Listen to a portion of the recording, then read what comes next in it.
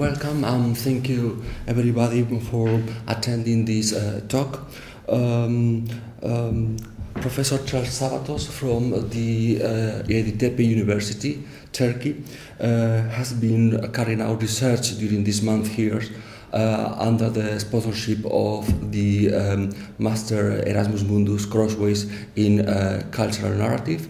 He has been he has a previous stay in St. Andrews for 15 days, a month here at the University of Santiago de Compostela, and then he's moving to la Universidade Nova de Lisboa, also for 15 days. He was very interested in being at our university for the linguistic and cultural situation here in Galicia as a bilingual community with several links to the rest of Spain, Portugal, the Lusophonia, has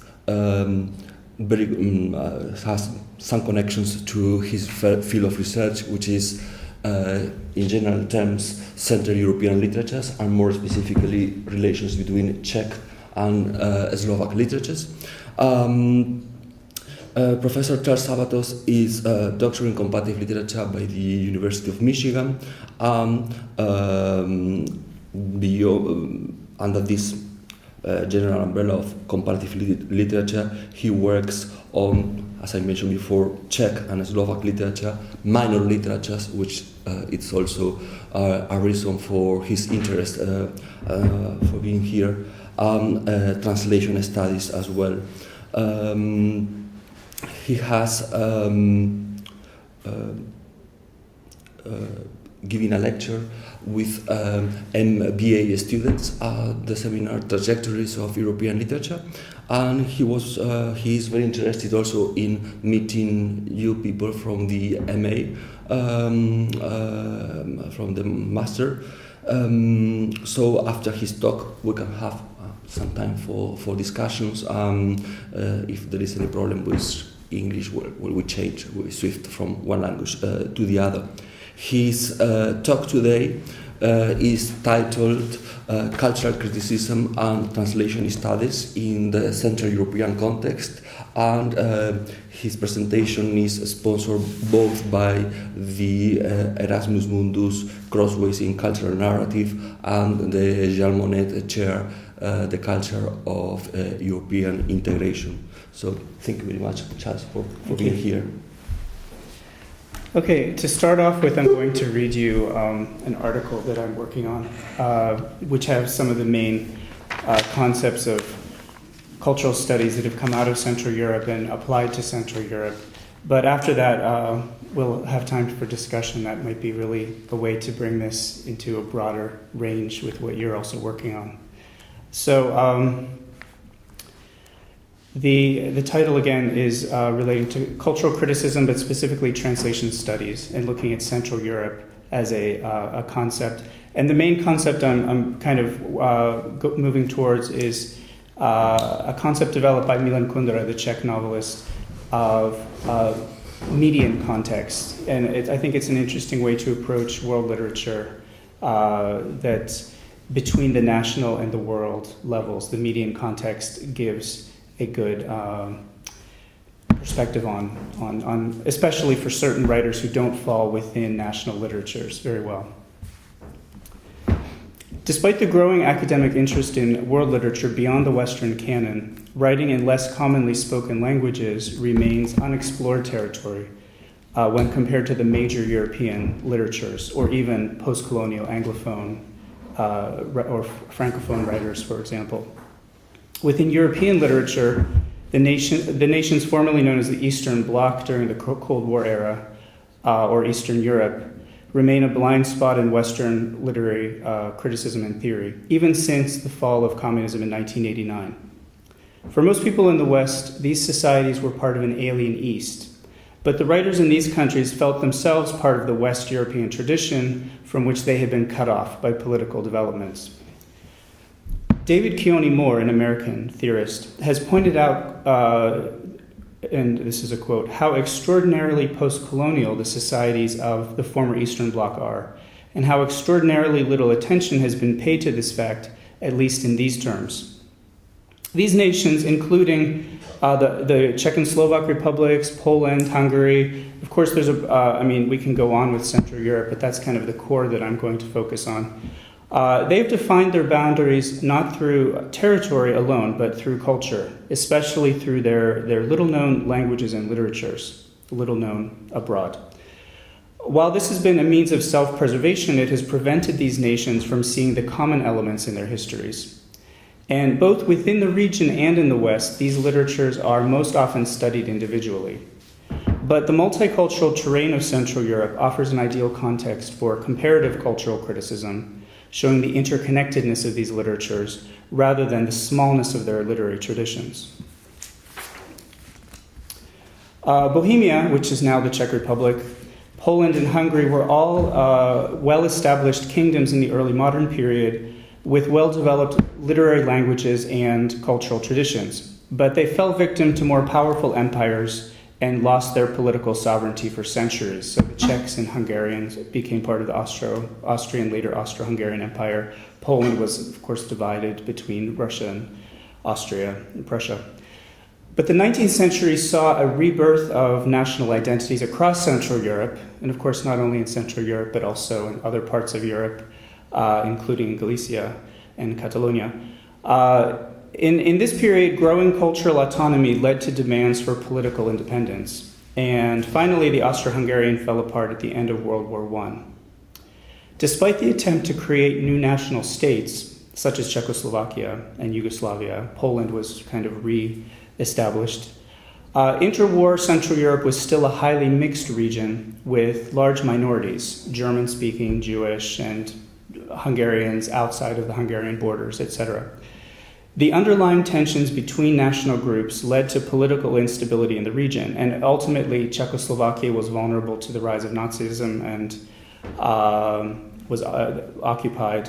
During World War II, the Jewish communities of Central Europe were largely destroyed, and after the war, the communist regimes imposed the Soviet-style economy and ideology in the satellite states. So the whole region was cut off behind what was known in the West as the Iron Curtain.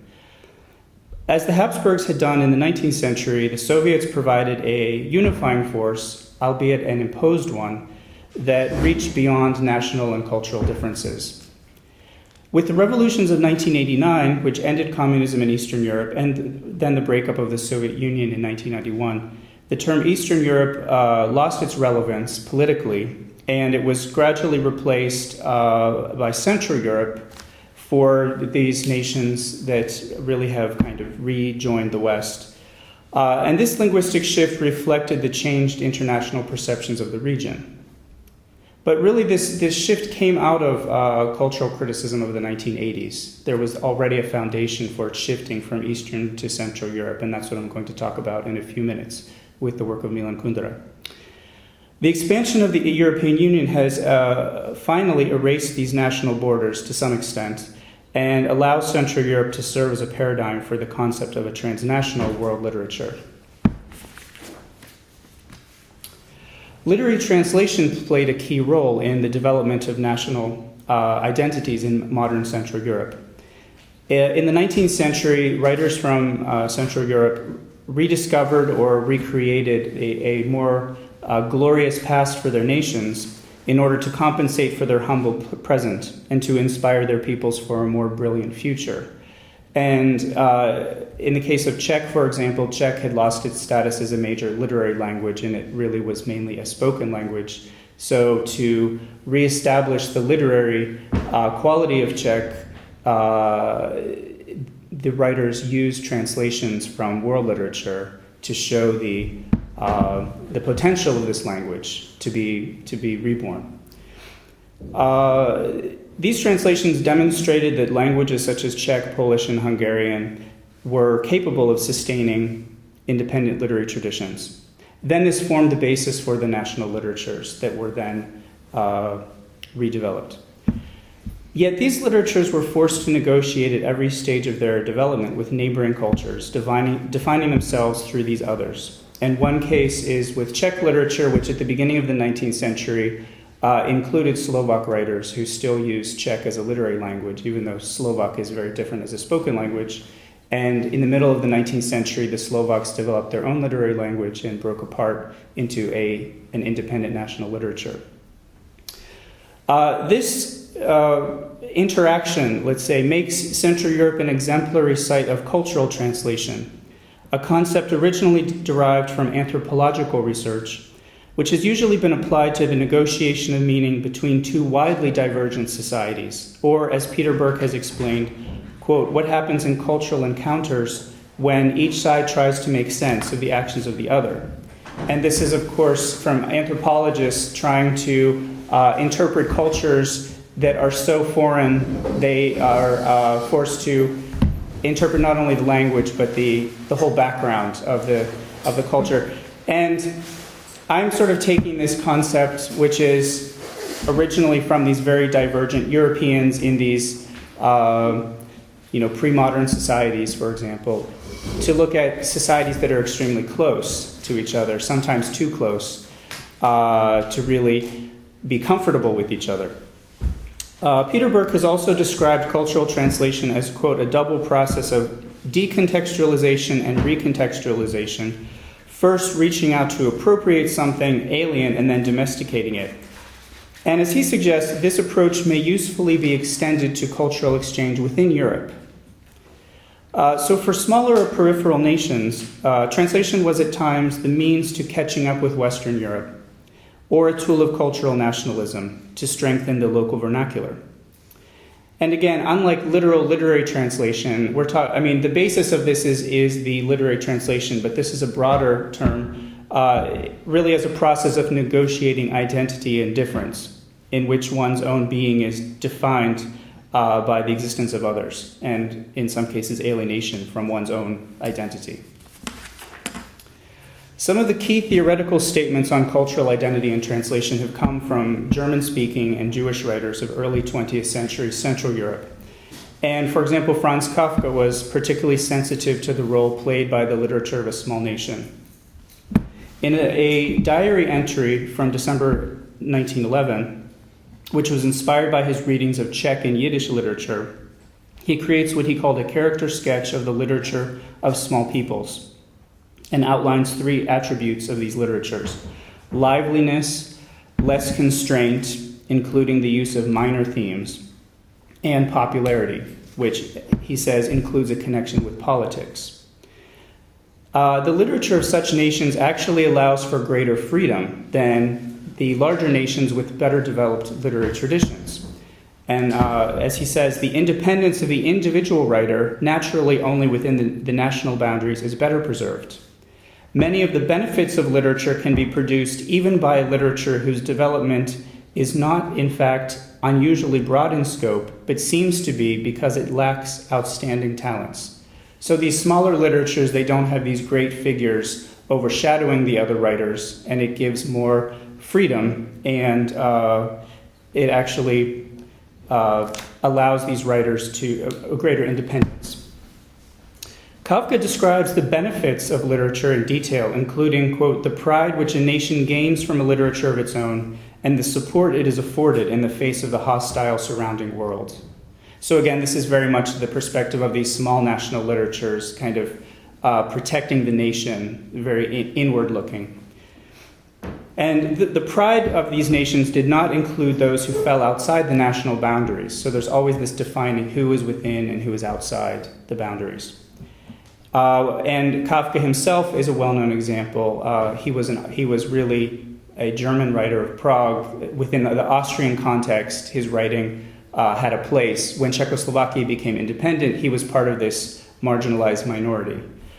And in a 1921 letter, so 10 years later, this is after Czechoslovakia has become independent, and he's more aware of this situation, he wrote a letter to his friend Max Brod, who later helped to publish or really saved his work from being destroyed. Kafka makes his alienation explicit, alluding to what he called the three impossibilities facing Jewish writers in German. Quote, the impossibility of not writing, the impossibility of writing in German, the impossibility of writing differently. Thus, it was a literature impossible from all sides. Some studies of Kafka's work have taken these two statements as a definitive statement on the situation in Central Europe. But this overlooks the distinct role that many Jewish writers in particular, including Max Brod, played as translators and cultural mediators between national groups.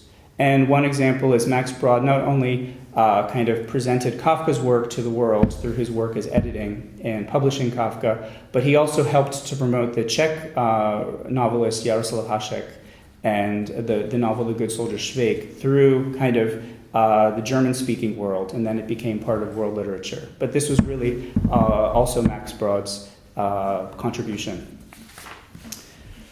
Another, again, German-Jewish Central European writer is Walter Benjamin, and his essay, The Task of the Translator, is considered really the starting point of modern translation studies, even though there has been writing on translation going back even to classical times. But really with modern translation, we have this somewhat enigmatic, somewhat abstract piece, which is a philosophical reflection on the relationship between languages and their connection to a mystical pure language.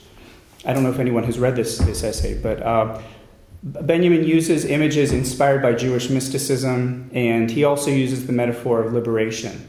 And one well-known quote from his essay is, "It is the task of the translator to release in his own language that pure language which is under the spell of another, to liberate the language imprisoned in a work, in his recreation of that work."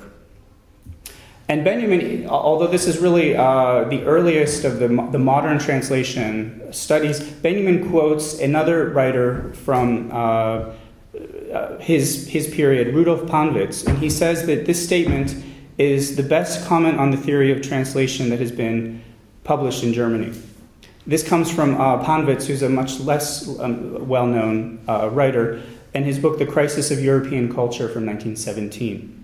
Panwitz makes the claim, quote, "Our translators have a far greater reverence for the usage of their own language than for the spirit of the foreign works. The basic error of the translator is that he preserves the state in which his own language happens to be, instead of allowing his language to be powerfully affected by the foreign tongue. He suggests that a translator must expand and deepen his language by means of the foreign tongue." This advocacy of free over faithful translation was ahead of its time. And Benjamin's concept of releasing pure language and Panwitz's of expanding language by preserving foreignness are both relevant to the concept of cultural translation. The writers who evoked a Central European literature by crossing linguistic borders had the aim of symbolically liberating the region from its division into nations defined by language. And one example that's quite interesting is another Jewish writer from Prague, actually, Pavel Eisner, who was one of Kafka's first translators into Czech. And this case of Eisner shows that some Jewish writers overcame this impossibility of assimilating into the small languages and cultures around them. And Eisner was originally from a German-Jewish family, but he really became truly bilingual, translating in both directions between German and Czech. In his 1936 essay called On Untranslatable Things, he points out that both German and Czech have elements that cannot be expressed in the other language. For Czech readers, he's best remembered today for his book called A Cathedral and a Fortress, which celebrates the richness of the Czech language, and it goes into great detail on the beauty of Czech, of course, which for him was a second language. At the same time, he was one of the first critics to claim that Kafka's dreamlike, nightmarish style was derived from his alienating experience as a Jewish-speaking German in Prague. And this is from 1950. He has a book called Franz Kafka in Prague. And this is really one of the first times that, now this is really the typical image of Kafka, is he's very much connected to Prague, and this really contributing to this image of Prague as this mysterious place. But at the time, really Kafka was disconnected from this place. He was just seen as a German writer without a particular social context. And Eisner, who came from the same social and cultural background, made this claim that later got carried forth by other writers. Eisner states that in Prague, quote, "The German Jew lived without a people and against the people. The compact majority stood against him. It really left him alone, but felt him to be foreign in a profound sense, to be unwanted in every respect, and to be the carrier and promoter of a hostile principle." And what's so striking about this statement is that Eisner himself was an argument against this impossibility of a Jewish writer being part of the culture. And as a translator, he seems to prove that national divisions could be surmounted, could be crossed through translation. And another thing that's quite interesting, although this is more of an aside, Eisner actually corresponded with Rudolf Panwitz, the writer who was quoted by Walter Benjamin. And they even discussed a proposed German anthology of Czech literature. So showing these kind of funny connections in Central Europe between these different figures, between Kafka's translator and Benjamin's own ideal theorist. So again, there's a kind of a paradox in Pavel Eisner's work. While for the Czech reader, he glorified language as a fortress guarding the nation, in his essay for Western readers, and Franz Kafka in Prague was mostly written for the West, he could only portray it as a ghetto wall, keeping the national communities apart. So just a couple of examples from the interwar period of Central European literature that show this kind of crossing of borders, some of them very well known, some of them more obscure, in the West at least. But I wanted to give a couple of examples, not to keep this at a completely theoretical level, but to really show how this can be applied to the novel. And I'm not going to go into detail, just a couple of points. But cultural translation in the Central European context reflects this decontextualization and recontextualization of national and linguistic identity by writers who domesticated the Central European idea in their work. And again, this was not necessarily a conscious approach at this point, but this is more of an abstract idea of going beyond national borders. So one example that I've already mentioned, Jaroslav Hašek's novel, The Good Soldier Švejk, which is really considered the classic Czech modern novel. And Švejk is almost a symbol of the Czech national character. He's sort of outwitting the people who are more powerful than him. This is a novel about a Czech soldier in the Austrian army during World War I. I don't know if you're familiar with the work. But it's actually written in a mix of languages and styles and registers. There's literary Czech with colloquial Czech, which was not really used for literature. There's quite a split in Czech between really the more formal literary language and the spoken language, especially in Prague. And he mixes these together.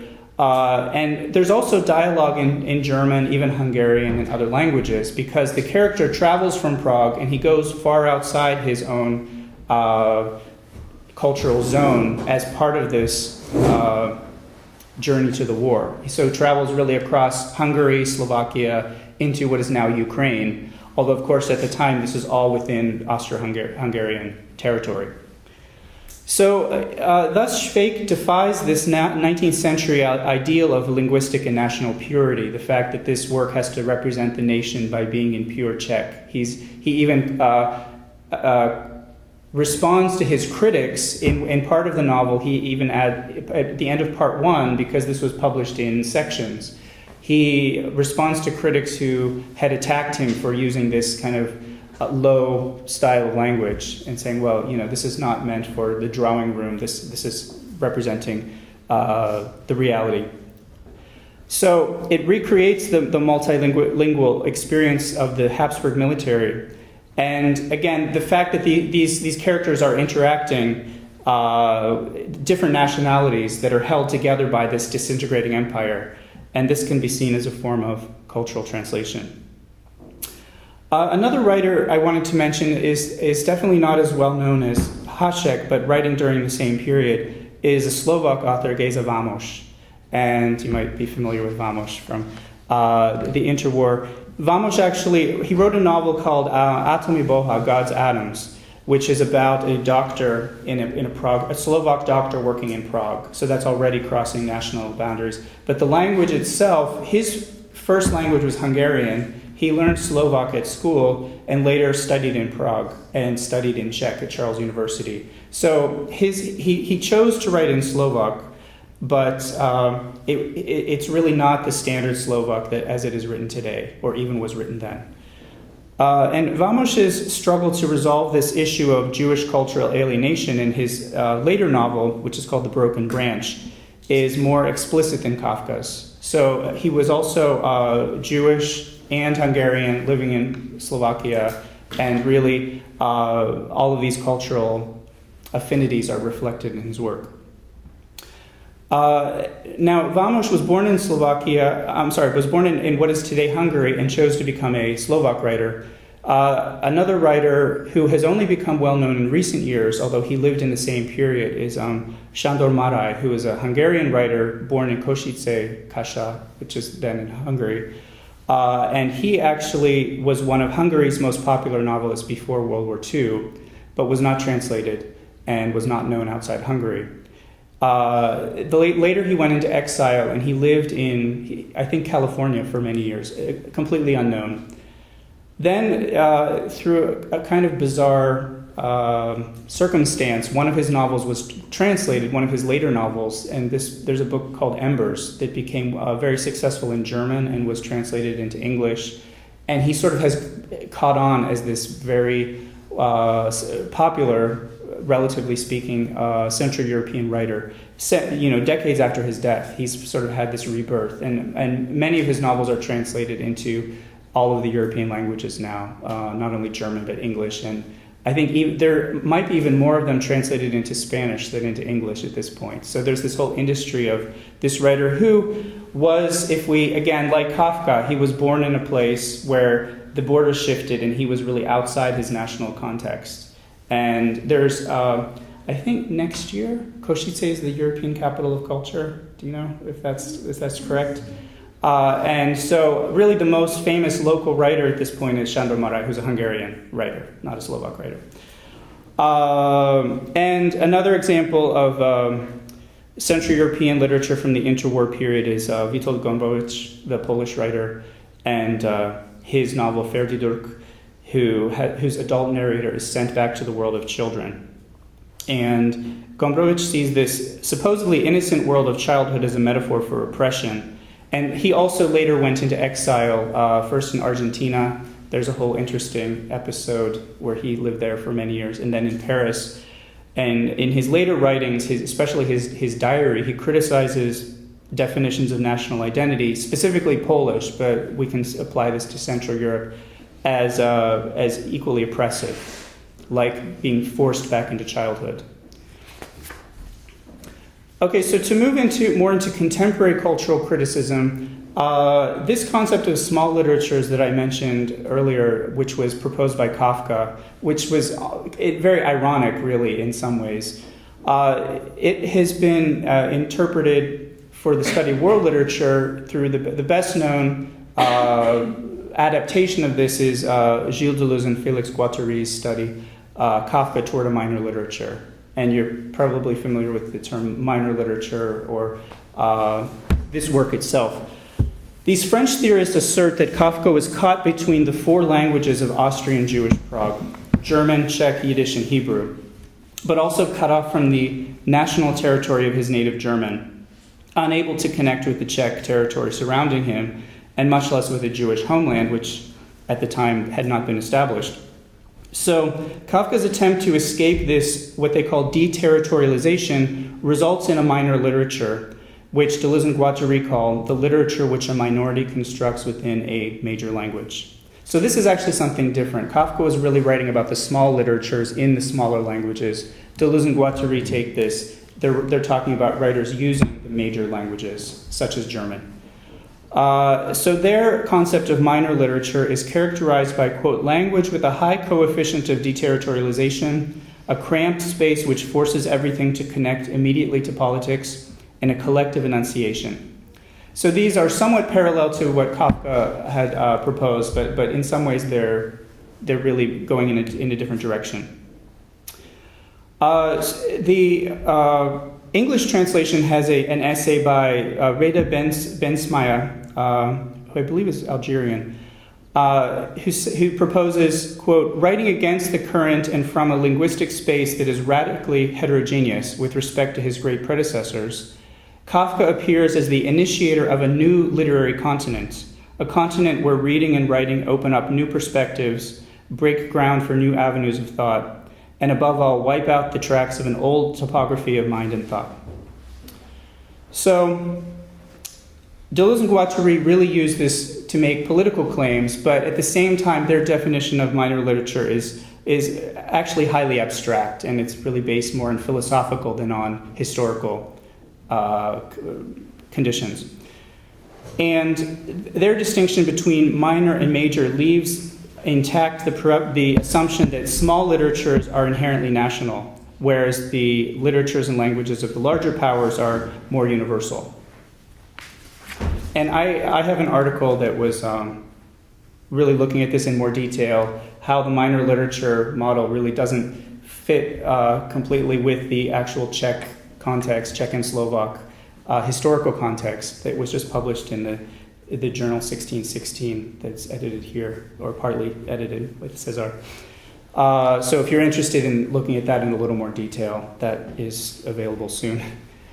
Now, to look in more detail at the Czech and Slovak context and the relationship between them, the political role of Czech literature shifted then between a minority position under Austrian rule and a dominant one in the Czechoslovak Republic.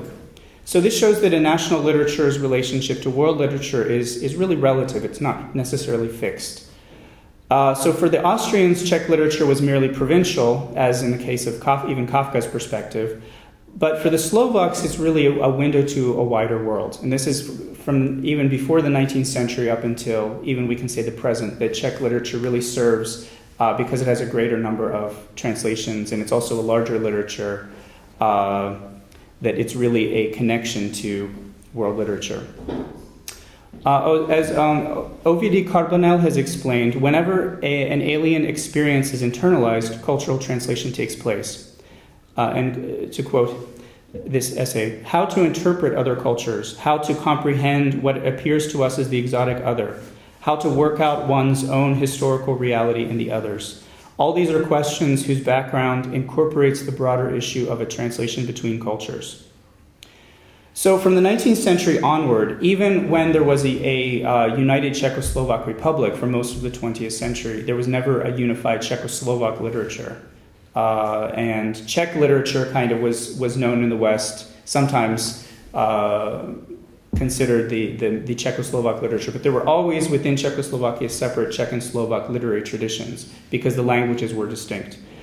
And the political tensions between the Czechs and Slovaks at times complicated the creation of a coherent Czechoslovak identity. So again, the languages are very close, the cultures are very closely related, but especially from the Slovak side, there was this desire for more autonomy and for really this independence. Whereas for the Czechs, they didn't necessarily feel such a great difference with the Slovaks.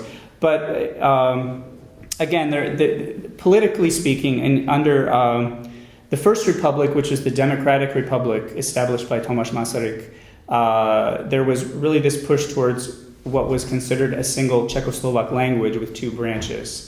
But this was more of a political move to counterbalance the Germans, who were still a very large minority at the time. Under communist rule, Czech and Slovak were officially equal, but again, the Slovaks were a smaller group, so there was not a full balance of power. And the relationship between the languages was interesting at kind of an everyday level, because before 1993, before the republics were split, Czechs and Slovaks could understand each other's languages equally. But really, when it came to speaking, there was not a problem. But when it came to reading, Slovaks have always read Czech much more comfortably. Czechs have never really made a lot of effort to read Slovak. So because they're the larger culture, they kind of expected more. So there was even a case, some cases where really, there was no need for Czechs to read in Slovak. Most things were available in Czech. Not everything was translated into Slovak, so Slovaks would need to read some Czech books. And for me, what's really interesting is that you look at cases where there are actually Czech translations of Slovak novels. I mean, it really Czechs, if they make an effort, could read Slovak. I mean, it's more of a challenge, but it's not impossible. But most, even going back to the 1970s, 1980s, even under communism, to kind of get Czechs to read Slovak, they had to translate it into Czech, and that still goes on today.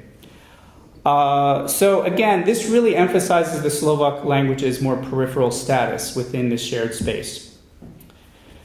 At the same time, there was a kind of a shared social space with popular culture, and I think it's also interesting that films were generally, there are some films that were shared. There were a couple of Slovak films that were popular, although of course Czech films were much more popular in Slovakia, and music. And Slovak music, pop music, is still very popular today in the Czech Republic, and certain singers are still really huge stars among the Czechs. So they take the music, but literature cannot somehow cross that cultural border.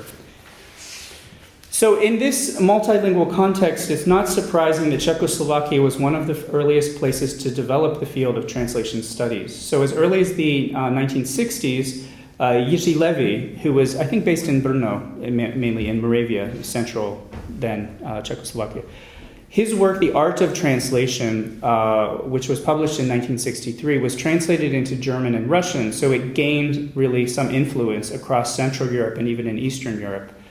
But it was actually never published in English until very recently. So there are only these very small pieces of his work that were available in English. And then just last year, there was a full English translation that was published of this very central work for translation studies. Most of his analysis focuses on specific examples from poetry and drama. But one section entitled Translation in National Culture and World Literature examines the cultural impact of translation more generally. And I just have one quote that, as he says, the universalism of modern literatures is not based on a common cultural property, but on the exchange of cultural properties, on the development of communication between separate cultural territories.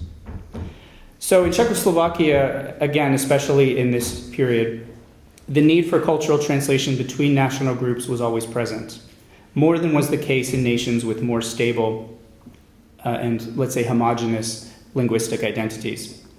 As Zuzana Yetmarova has suggested, Levy points out that the function of translation translation's function in, quote, contributing to the convergence or divergence of the two cultures in contact. At almost the same period, slightly later, the Slovak theorist Denis Dorishin has described the translator's task in these terms. In translation, what is in question is not merely the exchange of words, but above all, a specific exchange of an entire system, the structure of the work of art. So again, both from the Czech and Slovak side, there's this idea of really translation as an exchange. And in his book, Problems of Literary Comparatism or Comparative Literature from 1969, Dorishin was one of the earliest critics to propose a systematic theory of world literature. And his work was based primarily on Slovak-Russian literary relations. And of course, this was not ideologically neutral at a time very soon after the Soviet occupation of Czechoslovakia following the Prague Spring of 1968. So when you look at his work, there are the required references to Marx and Lenin that were kind of put there for the censors to be happy, which is a very common practice in the communist period. But really, this is one of the first. It's interesting that one of the first works to really look at world literature as an entire system came from this very peripheral literature within the Central European context. So to go now to really one of the best-known writers of Central European culture, Milan Kundera, who really evoked cultural criticism as an ideological tool in his 1984 essay, The Tragedy of Central Europe. And this essay has an interesting history. It was originally published in French, and then the English translation became very influential. And this was published almost at the same time as Kundera's best-known novel, The Unbearable Lightness of Being.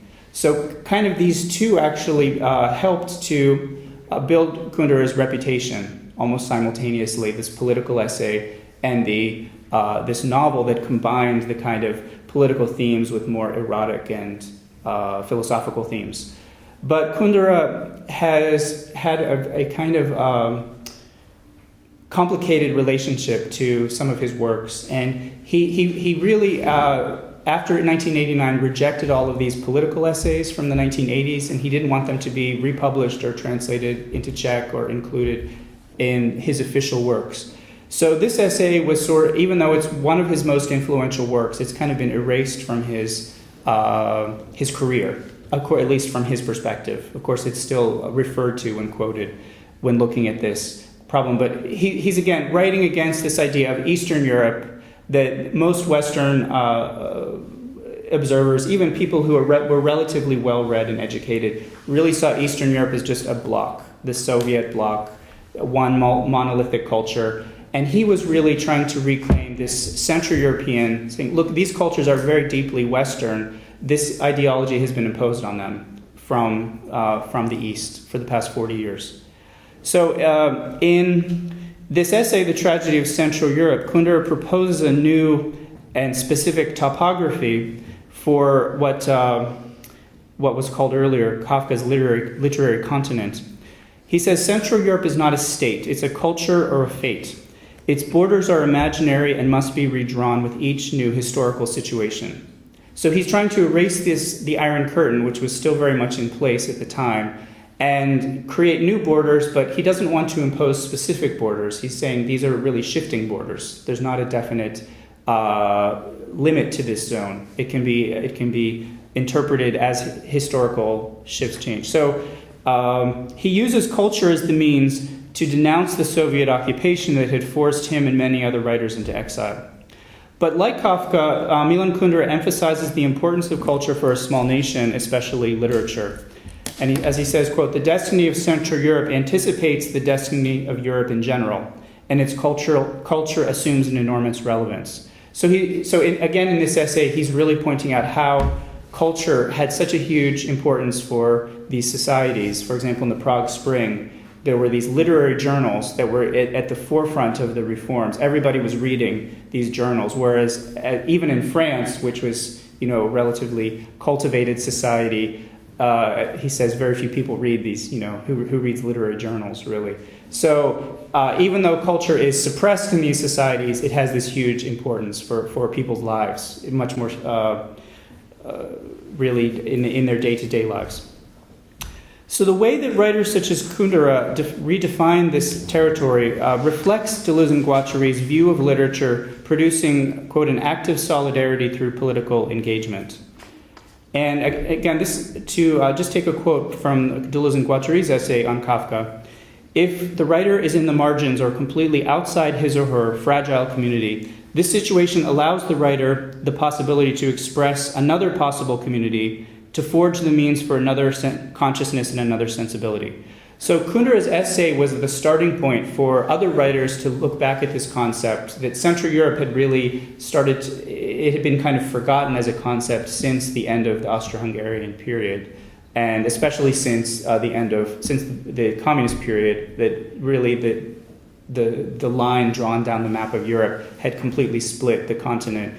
And other writers started to say, okay, well, there is a Central Europe. It's between the East and the West, but there's a distinct culture that all of these societies share. So while both Deleuze and Guattari's Kafka and Kundera's essay, The Tragedy of Central Europe, and his other essays from this period, they use this language dilemma as a cornerstone, but they move in different directions. And the French theorists suggest that Kafka attempted to liberate himself from a limited cultural territory, whereas the Czech novelist suggests that it is the smallness of this realm that gives it greatness, gives it importance.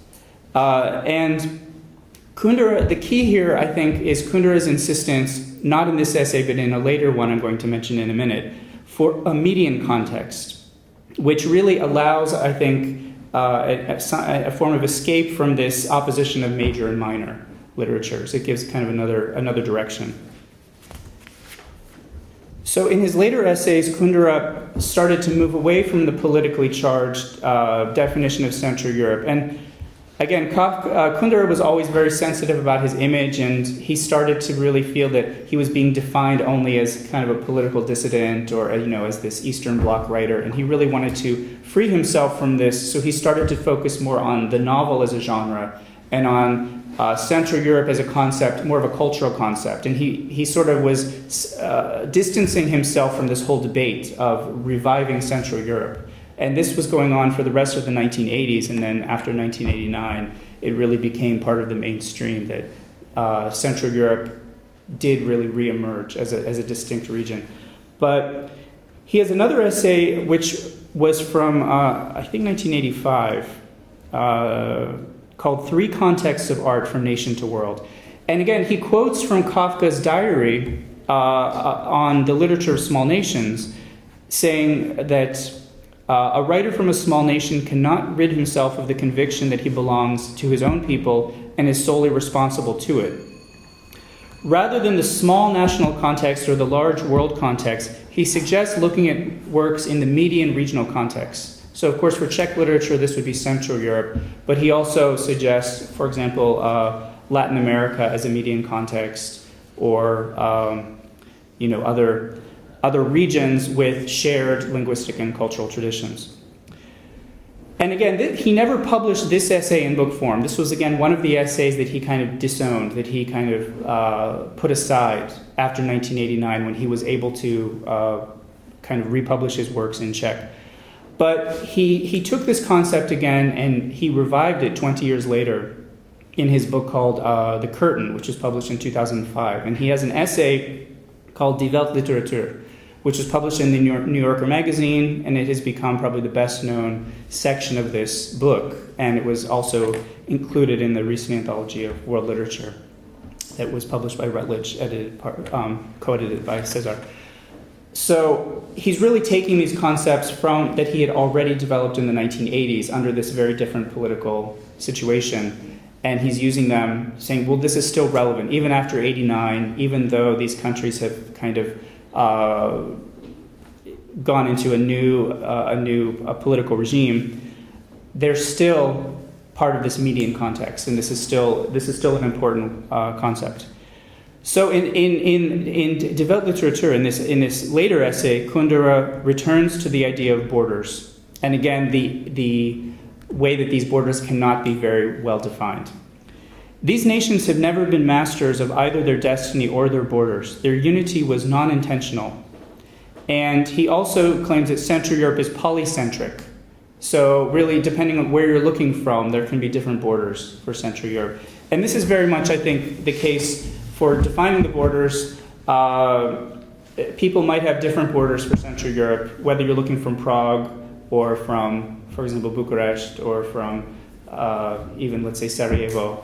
Where are the borders between Central Europe? And there's still this assumption that there is an Eastern Europe, which is Russia and perhaps some other more Eastern countries.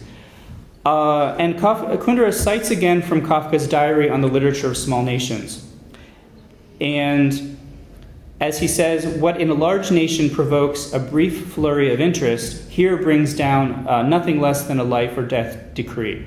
So he really has this sense that he's been seen as a traitor by the Czechs for leaving Czechoslovakia, moving to France, and then writing in French, because his later works actually he has written only in French.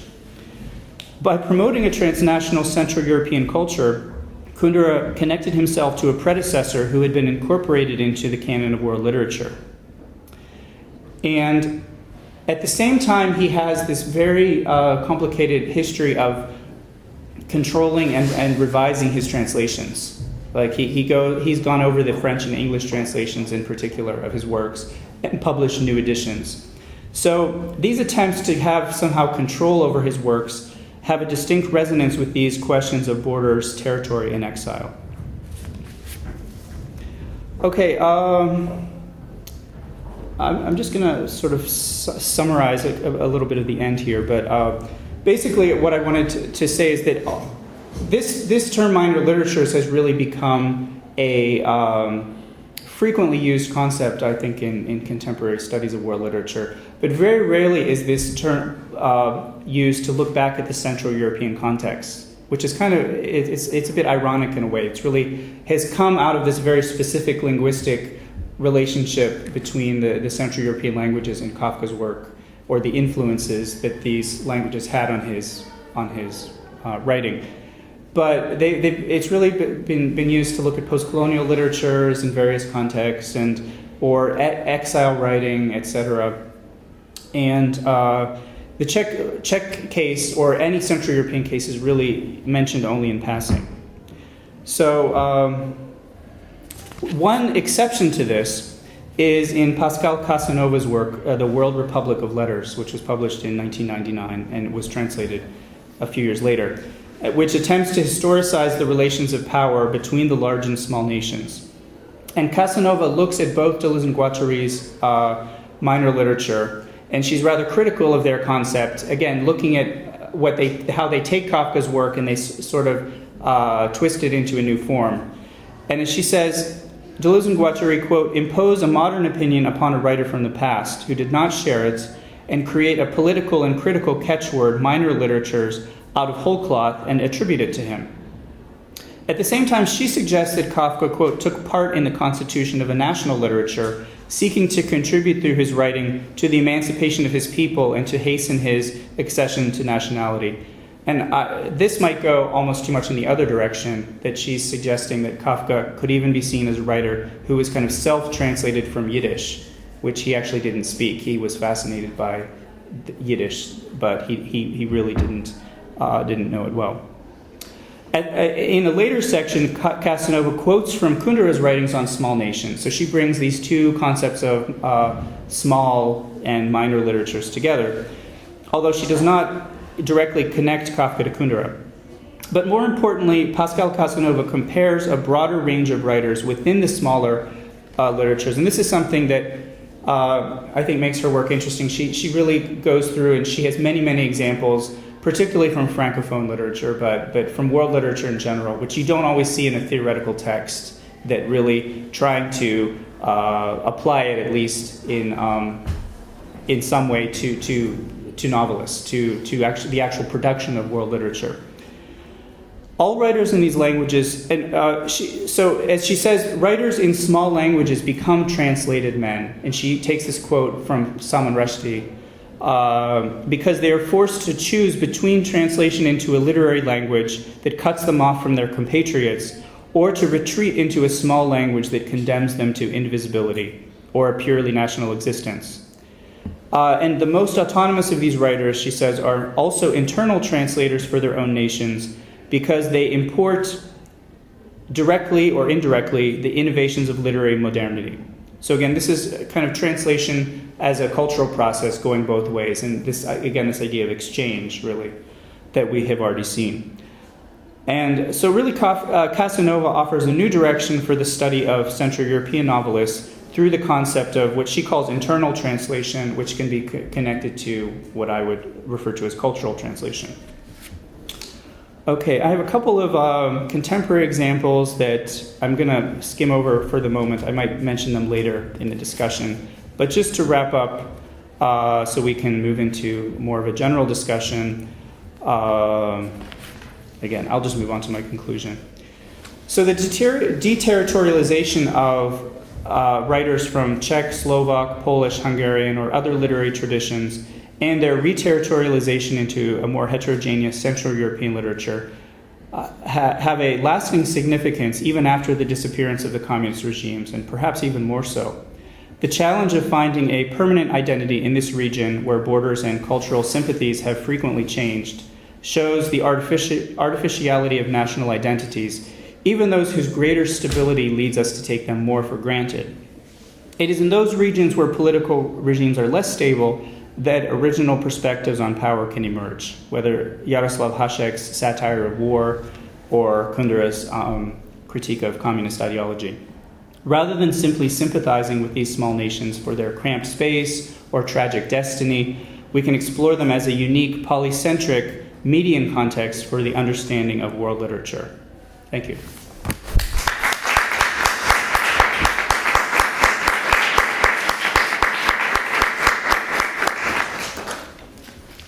Well, thank you so much, Charles, for such an interesting and thought-provoking paper.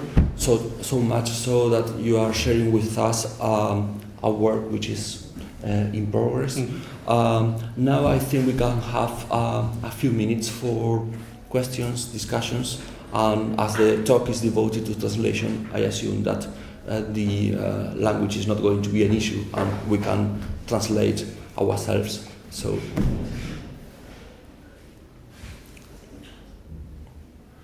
Well, I can start just because I had a lot of suggestions that I can catch from your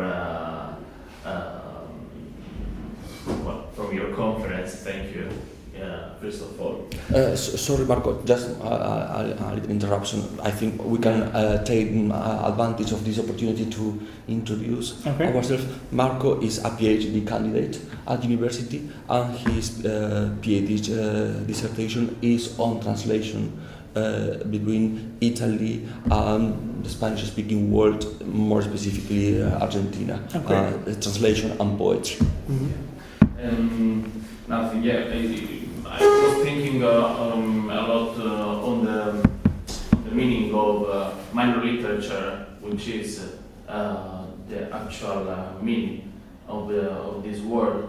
In the, as you know, in the last translation studies, there are some people that are talking about less translated languages just to avoid this definition that sometimes is a bit difficult to accept. Well, this is just a commentary, and I agree with you with this regional or macro-regional perspective, because talking about also the Iberian context, maybe it's the best way to understand the relationship, the interliterary relationship developed by translation between the different areas. And Pim and Pim talked also to work or trying to work with this polycentric perspective that you used at the end of your conference, to try to do a map of translation. But maybe it's the best way to redefine these borders. Nothing, just two things to. Well, and of course, this translation usually goes through the major languages. So really, again, not only are certain literatures less translated, but very rarely do you get translations between, smaller literatures. And I thought it was interesting that there are actually a couple of translations of Czech literature into Galician, which is quite a rare example. And it's really just the coincidence that they teach Czech here, and there is a small group of students that were translating some texts. But you don't really see those kind of translations. But I would say that within Central Europe, there's a slightly different situation where, especially under communism, there was this sort of socialist support of the fraternal nations. So there was a relatively strong translation tradition, especially in Czech. I mean, Czech's translated from, let's say, Lithuanian literature or Bulgarian literature, and partly for ideological reasons, but also being a smaller nation yet having the interest in other small nations. I think that's one thing that's interesting, that there are some works that were not translated into any Western languages, but they've been translated into Czech from other, East Central European. So I think that's another way that translation really strengthens this median context when there are the resources. I mean, one thing, of course, that the infrastructure. I mean, Czech is large enough to support some training in all of these languages. The Charles University has all of these different departments, which not every culture can really support that kind of interaction. But just more generally, the idea of minor literatures. One thing I didn't mention, I had originally planned, but I didn't. I decided to move ahead. Minor literature has been interpreted more in terms of minority. Minor and minority get sort of blended together, which really Deleuze and Guattari don't refer to minority. Even though Kafka is, of course, a minority, that makes it confusing. But their concept is really much more, again, as I said, abstract, and it's sort of referring to the function of languages in this very almost philosophical way. But really, people tend to see minor literature specifically in terms of minorities, or maybe in smaller nations as a minority within larger within Europe, let's say, and that's also a problem, I think, for the term. So that's. As you said, using sort of less translated languages might be a good solution.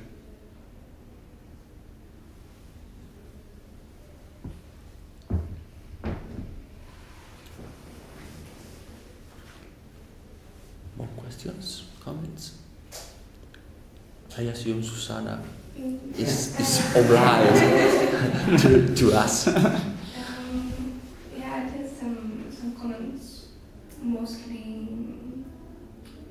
of the essay of Milan Kundera that I read yesterday. And yeah, sometimes it really made a great impression on me because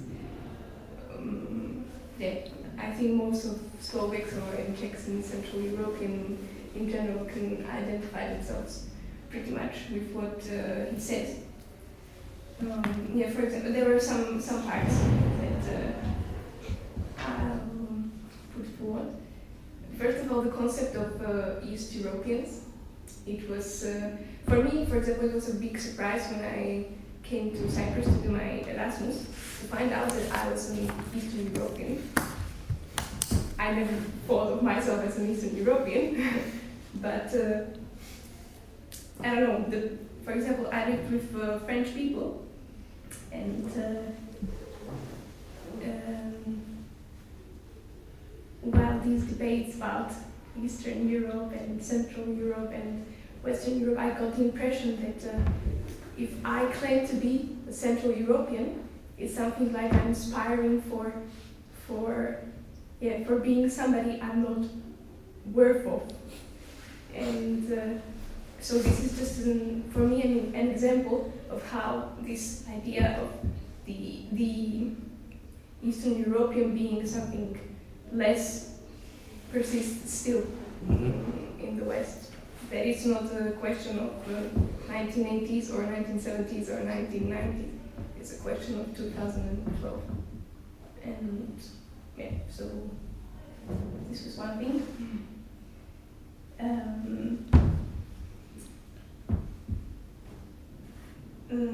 I also liked when you read the essay, probably. By Kundera. Yeah, I think what you have is from the anthology. Did you send them, or did you send the whole essay?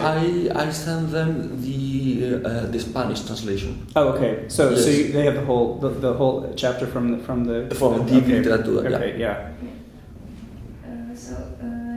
This part where Kundera describes when he moved to France and he met for the first time with some guy in Paris, and this guy started to talk about liberty and how oppressed we were in Slovakia and in Czech Republic by the bad Russians, and this is really regarded as, and I think at that time for him was regarded as kitsch, like this big talk, cheap talk of somebody from the West trying to impose the worldview of the good French on the poor Czechoslovaks, and he then made a really bad joke that the French felt offended by. And this is another, for me, a persisting trait of the Western Eastern European relations that I don't know, somehow what is our worldview is a little bit less valuable and not so smart as the worldview of the Western Europe that needs to teach us something because we were the poor ones that were under the socialistic rule and we couldn't speak for ourselves, and so now we're going to help them. And so I think it's still on.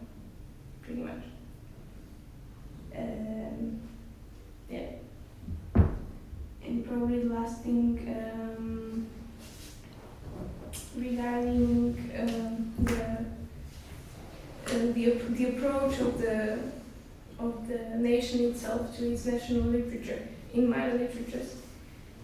Kafka says that that their view is kind of the hostile world that surrounds them.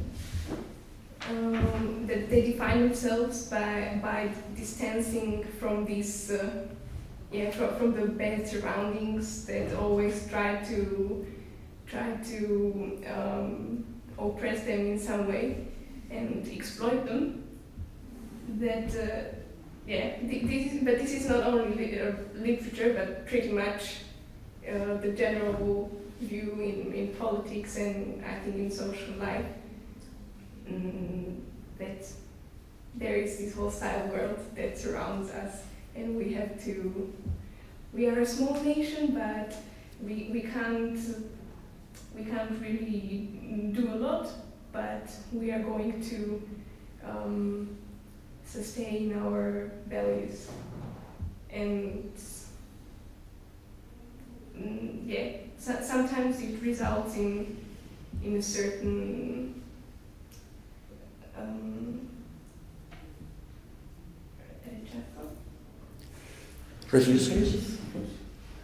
Refusal? Yeah, we can say a refusal to the outer world. And you're suggesting that that idea is still persisting today also, this kind of defensive perspective? I'd say one level of that is this one. The other one is that what is Slovak is not worth the value and cannot equal to what comes from abroad.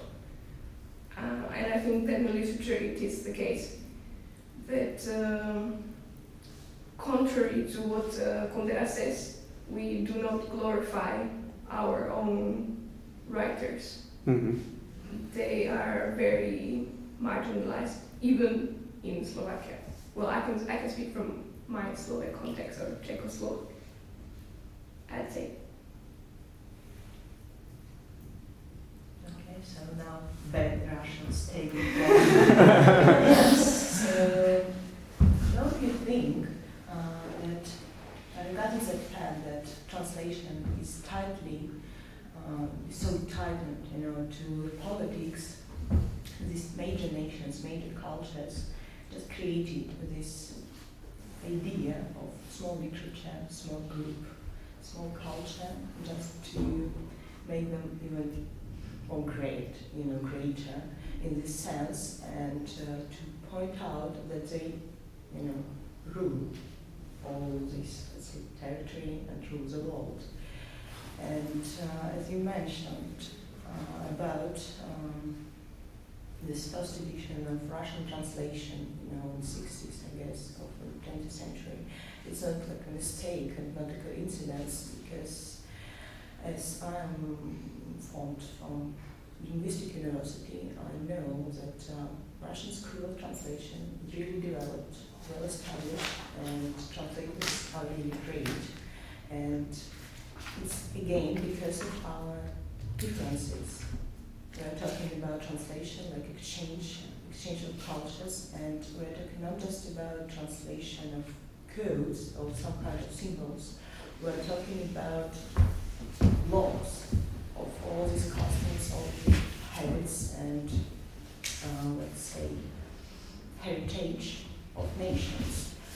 And to my mind, all this Western bloc, as you can say, yes, from our perspective of Eastern bloc, just believes that still countries like Slovakia, Czech Republic, or Poland, for example, are still not so developed and well managed, because from German perspective, as Poland say, mismanagement rules there, and I truly believe that it's not politically correct, maybe even culturally correct, because if we are, okay, maybe I'm still not, but still, if we are if we belong to the same community, we are talking about global European community, I guess there's no place for this definition, this division between majors and between small, because everybody has his vote and his own translation, his own literature, because literature is one of these instruments in culture, especially in cultural exchange, because through literature we see the world. If we don't go, for example, to Hungary and we read Hungarian literature in translation, let's say in Spanish, we can see their reality. Even from Spanish perspective, yes, but still we can see it. And I guess that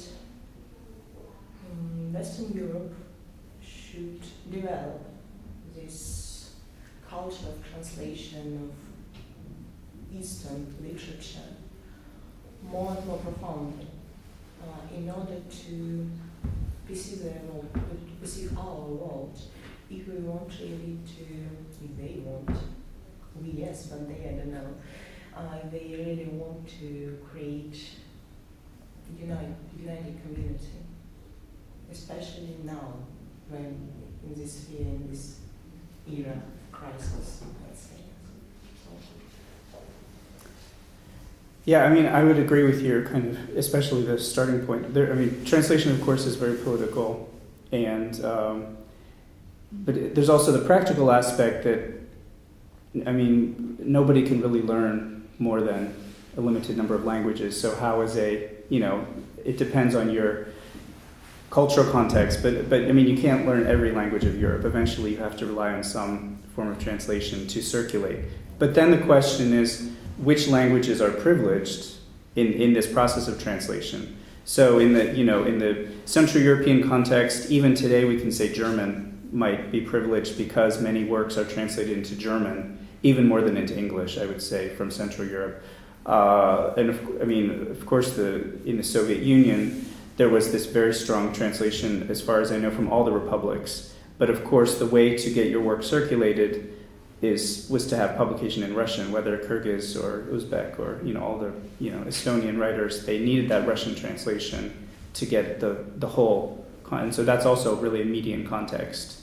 But these I think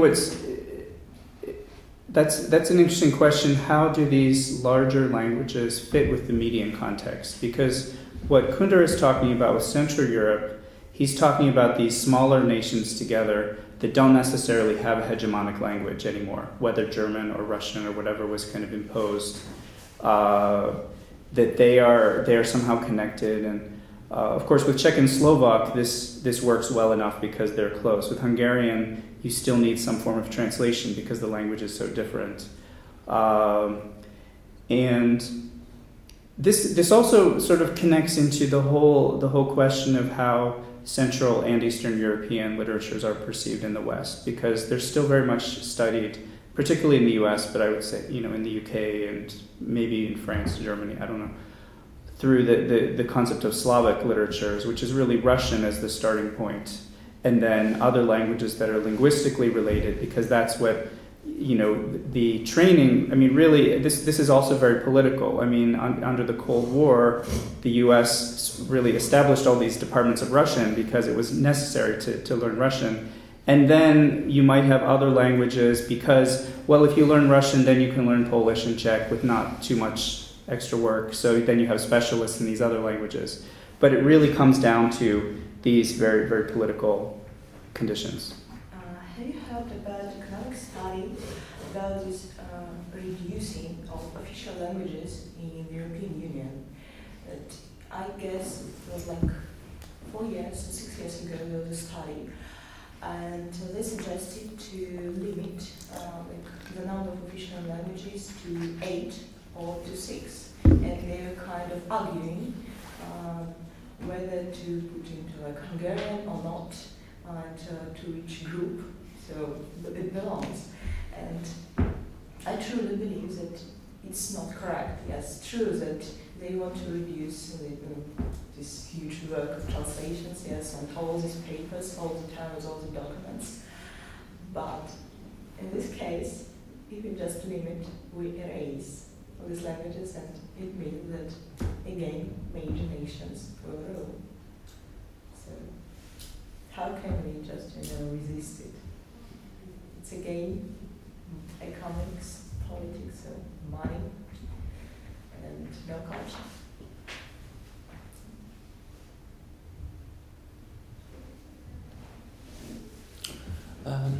We have just 5 minutes left. Charles, you have tackled so many key issues in your talk that I have a lot of questions and comments, and I assume we will be in contact for sharing all this. Just a few things I would like to mention. You made reference to Gombrowicz and Ferdi. I remember when Milan Kundera said that Ferdi is the most important novel after In Search after Proust's novel, In Search of Lost Time. But as he was kind of exiled in Buenos Aires instead of being in New York, for instance, well, he's not a world author. And I think if this may be applied also to Durishin, in the sense that Durishin was invited by the late Spanish comparatist Claudio Guillén, when he was teaching at Harvard, to stay for a period in Harvard. And at the moment, the Slovak government didn't allow Durishin to go there. That's something which Durishin's widow told me. But I assume that if Durishin could have the opportunity to be in the States, now everybody will be reading Durishin. And it's I would say quite dramatic that it's not that well known. Durishin, as far as I remember, had an article on translation, besides what he includes on translation in his books. But I think he didn't work more on translation because there was a colleague who was working in translation. You haven't mentioned him. I don't know if you are, if you know his work. I'm referring to Anton Popovich. Popovich, right? Yeah, and his work in Nitra. Right. Popovich was lucky to stay for a while. If I remember well, I think it was the University of Edmonton in Canada. Right, I think so. Yeah. And there was a translation of his dictionary of translation concepts into English. But I would say that the major contribution from Slovakia to translation study was made in Nitra, right. By people working with Popovich. And you mentioned, I was very pleased that you mentioned the big difference between the original concept of small literature in Kafka and how this concept is completely reconceptualized by Deleuze and Guattari. I've tried to trace how this concept has been applied within the Iberian context, and it is, I think, quite interesting that neither Galician literature nor Catalan literature have ever defined themselves or viewed themselves as minor literatures. The only Iberian literature which has seen as a minor one is Basque literature. But interestingly, by applying the concept of Deleuze and Guattari and not the original concept of Kafka. And it's true that when Kafka speaks of small literature, he says, well, writers have more freedom because there are these great writers, great figures. But Kundera, maybe because of what you mentioned, this sense of feeling like guilty in his essay, The Unloved Child of the Family, he says, well, the problem is that if you belong to a small literature, you have to um, to nationally contribute with your writings to that literature. So Kundera felt very uncomfortable with that. It's not surprising that instead of using literary writers to work with that, he uses music with Janacek and Smetana. So there are many interesting things that for example, I would be interested to hear from you about what do you think of the application of the post-colonial paradigm to East Central Europe. But it's good that many of the MA students attended a seminar I taught on European literary geography, and I think that Charles has provided us with a lot of information which complete some blanks we have on our presentation. So I would like to thank first of all Charles for his presentation and all of you for attending this talk. Thank you so much.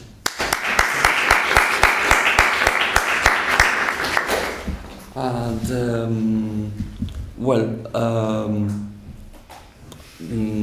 we are fortunate that Charles is the first speaker in the series of talks which will start from January onwards.